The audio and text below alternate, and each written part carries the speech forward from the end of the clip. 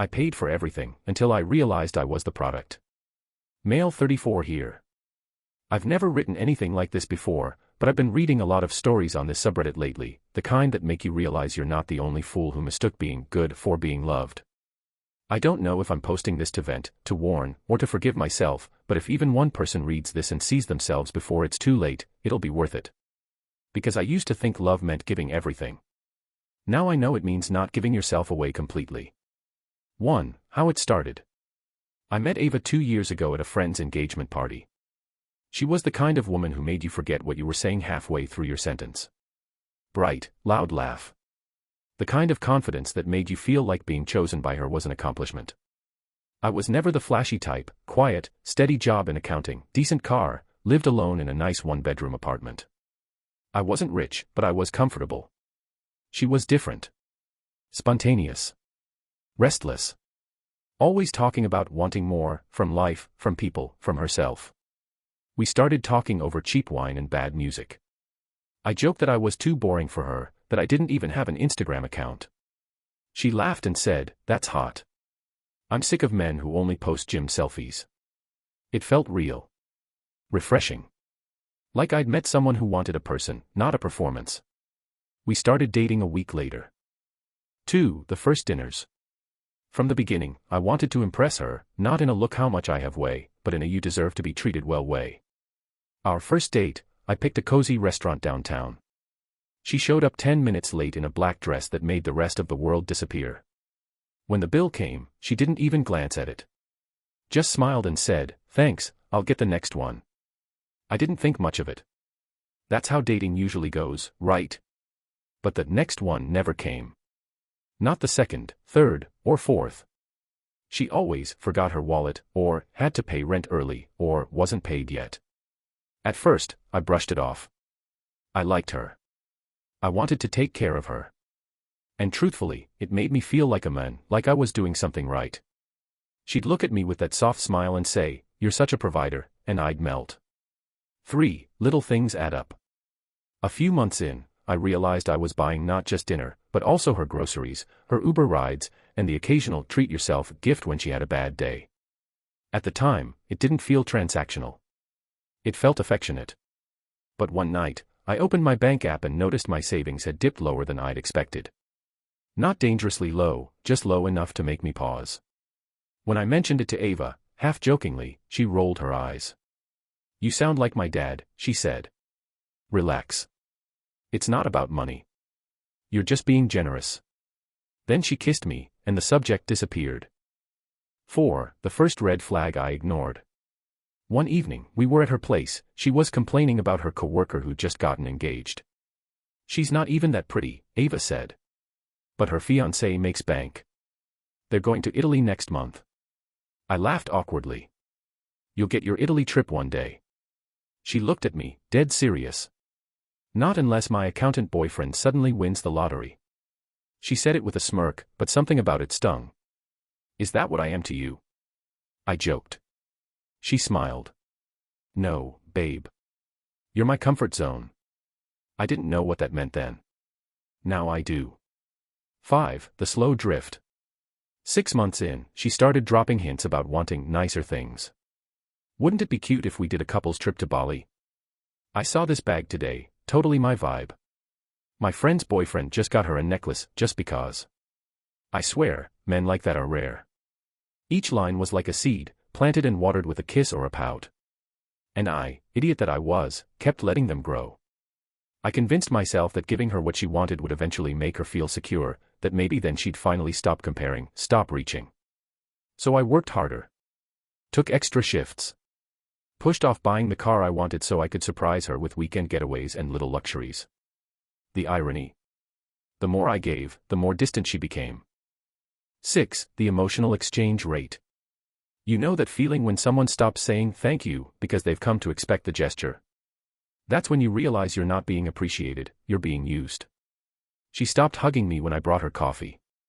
Stopped texting good morning. Stopped asking how my day was. But she never stopped asking for things. "Can you pick up my dry cleaning?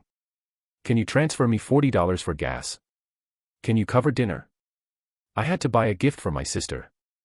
And I always said yes. Partly because I loved her, but mostly because I was terrified of what no would mean. Would she leave? Would she stop seeing me as good enough? I didn't realize it then, but I'd built a relationship on transactions, not connection. And every yes chipped away at whatever dignity I had left. 7. The friends' comments. My friends noticed before I did. At a barbecue, one of them joked, "Bro, she's got you on a subscription plan." Everyone laughed, including me, but it hit deeper than I wanted to admit. Later that night, I mentioned it to Ava. Her reaction: fury. "Wow, your friends are assholes. You think I'm some gold digger?" "No, of course not. Because if you do, maybe I should start acting like one." She stormed off, left me standing in her driveway. I ended up texting her to apologize. 8. The trip.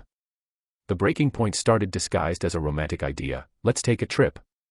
Just the two of us. Somewhere quiet. I loved the idea, thought maybe it'd reset us. She found a resort 2 hours away. Not cheap, but doable. "I'll book it," I said. "Don't worry." And of course, she didn't. She didn't offer to split gas, or meals, or anything. But she took hundreds of photos, not of us, but of herself, on the balcony, in the pool, in the robe. I became the cameraman. The worst part wasn't the cost. It was realizing how performative everything had become. We weren't a couple in love. We were a set piece. 9. The night that changed everything. Our last night there, I tried to talk to her about it. "I feel like you're somewhere else lately," I said. She didn't look up from her phone. "You're overthinking again." "Ava, I'm serious."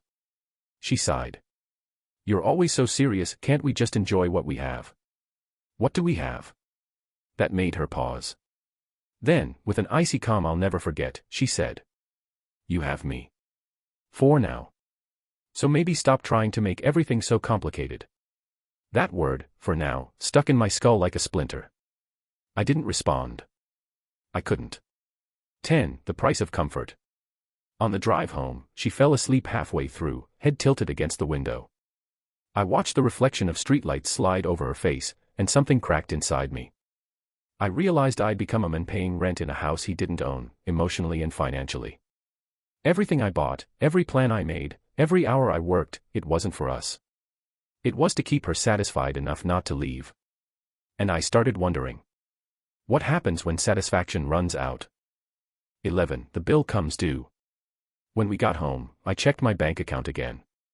Between the trip, her emergency expenses, and the few gifts I'd bought her that month, I was down almost $3,000.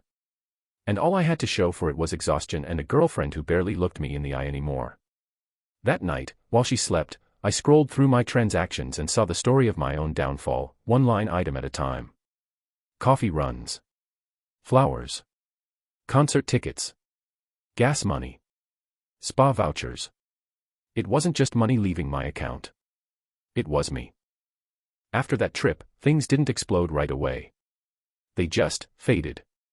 I've learned since that's how people like Ava leave. Not in one dramatic exit, but in a slow withdrawal, so that when they finally go, you're too numb to protest. 12. Ghosted in plain sight. At first, it was little things. She'd take longer to text back. Cancel plans last minute. Forget to say goodnight. When we did see each other, she was half there, scrolling, distracted, tired from work. But I noticed she never seemed too tired for her friends, or for those nights out she'd post about on her story. One evening, she tagged a group photo. Some guy's arm was around her. The caption was something like, "Always a good time with the best crew, Red Heart." I wouldn't have thought much of it, except, his hand was low. Familiar. And she hadn't mentioned him. When I asked who he was, she shrugged. "Just a friend. Don't be jealous." I told her I wasn't jealous. I was just confused. She rolled her eyes. "You're being insecure again."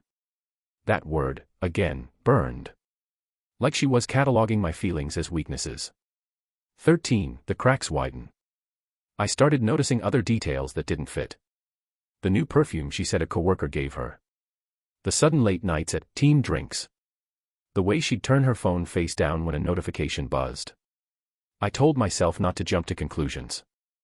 I'd been the nice guy my whole life, the one who gives the benefit of the doubt, who assumes love is reciprocal. But deep down, I already knew. Something was happening. And I was financing it. 14, the moment I found out. It happened on a Sunday morning.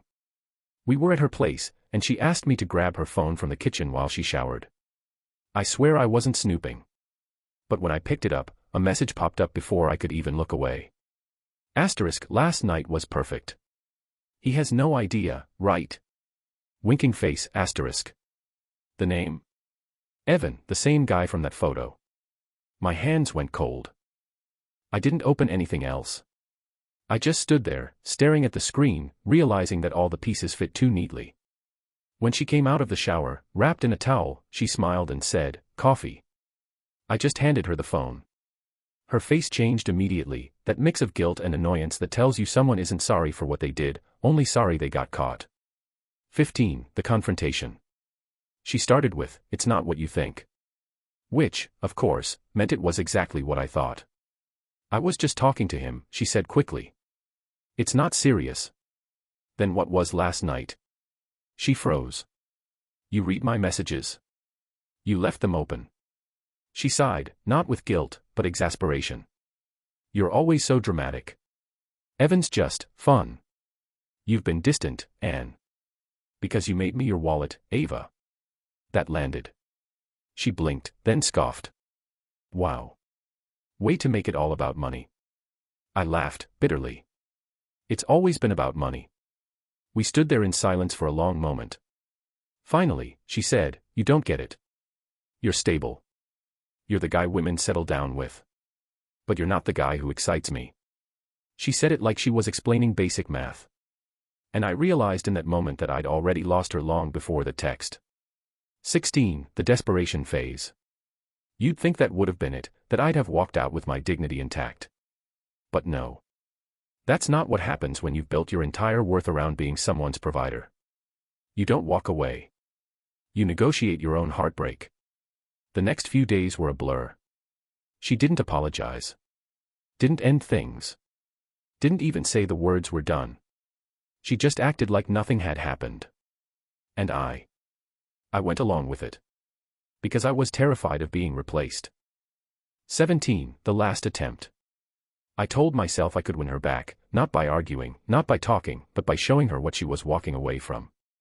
So I leaned into the only thing she ever rewarded me for, giving. She'd always joked about wanting a particular designer bag. One day, she'd said, "When you're rich and I'm spoiled." I wasn't rich. But I was desperate. So I bought it. Over $2,000. Half my savings. I convinced myself it was a gesture of love, a statement that said, "I see you, I choose you, please stay." I planned it like a proposal, fancy dinner, the whole setup. When I handed it to her, she smiled, that same performative smile she gave for Instagram photos. She opened the box, ran her fingers over the leather, and said softly, "It's beautiful." For a moment, I thought maybe it worked. Maybe she'd look up at me, eyes soft, and remember we were supposed to be a team. Instead, she said, "You shouldn't have." And for the first time, I heard the shouldn't as a warning, not gratitude. 18, the goodbye I didn't see coming. 3 days later, she ended it. No fight. No tears. Just a text. "You're an amazing guy, but I think we want different things. I need to figure myself out." And then she blocked me. Just like that, 2 years of my life, gone. The bag, the trip, the dinners, the bills, gone. My savings. Nearly gone. But the worst part wasn't the money. It was realizing she didn't even have the decency to lie convincingly. A week later, I saw a photo of her on Instagram, the same bag in her lap, Evan's arm around her. The caption was, "When you finally choose yourself, Red Heart." 19, the fallout. I wish I could say I handled it well. But heartbreak has a way of turning you into someone you don't recognize. I stopped eating properly. Stopped sleeping. Stopped showing up to the gym, or anywhere people might ask, "How's Ava?" Every time I closed my eyes, I saw that bag. Not because of what it cost, but because it symbolized exactly how much of myself I'd given away trying to buy her affection. I'd treated love like a bill to be paid on time. And in the end, she walked away with perfect credit, and I was bankrupt. 20. The breakdown moment. A few weeks later, I got a call from my credit card company.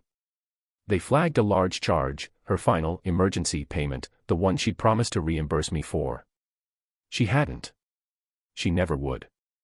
That's when something in me finally broke. I remember sitting on my couch, staring at my bank balance, and laughing, not because it was funny, but because it felt poetic.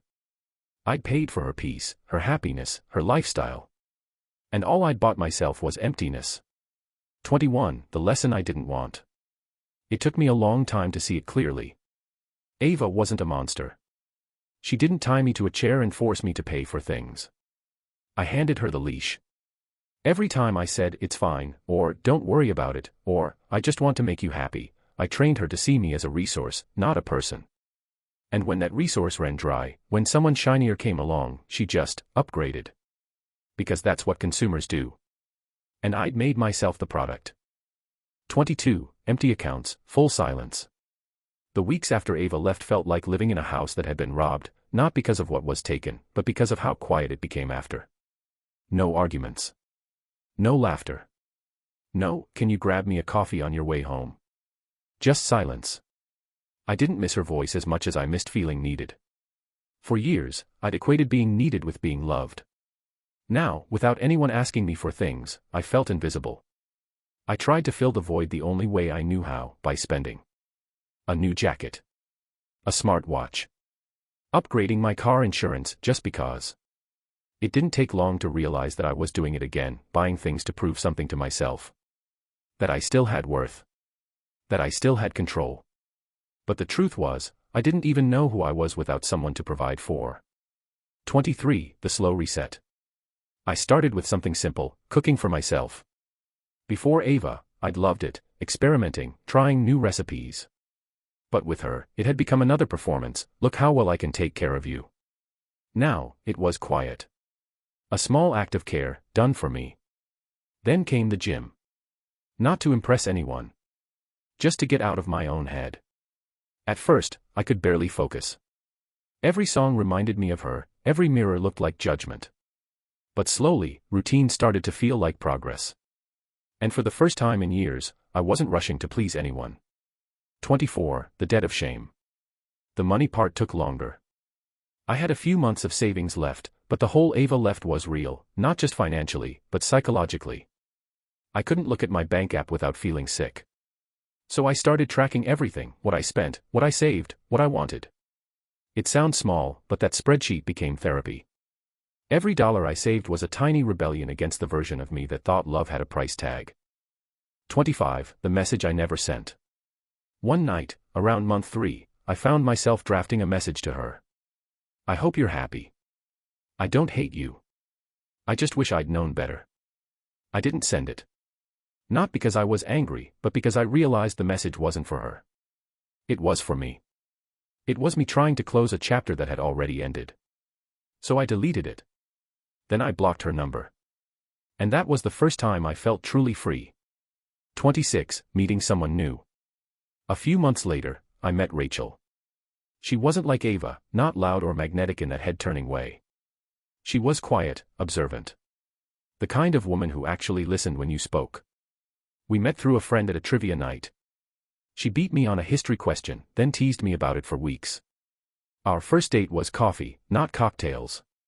She insisted on paying for her own. It sounds insignificant, but I remember sitting there, stunned, waiting for the reflexive, "You've got it, right," that never came. When I asked her about it, she said, "You bought the drinks, I'll get the next one. Relationships should feel even." I smiled. "You'd be surprised how rare that is." She shrugged.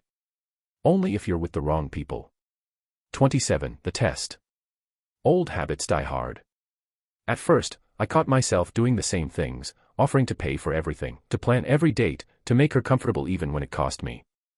But Rachel never let me. If I covered dinner, she'd Venmo me half. If I bought her something small, she'd surprise me with something thoughtful in return, like a handwritten note, or coffee waiting for me before work. It was confusing at first, then comforting.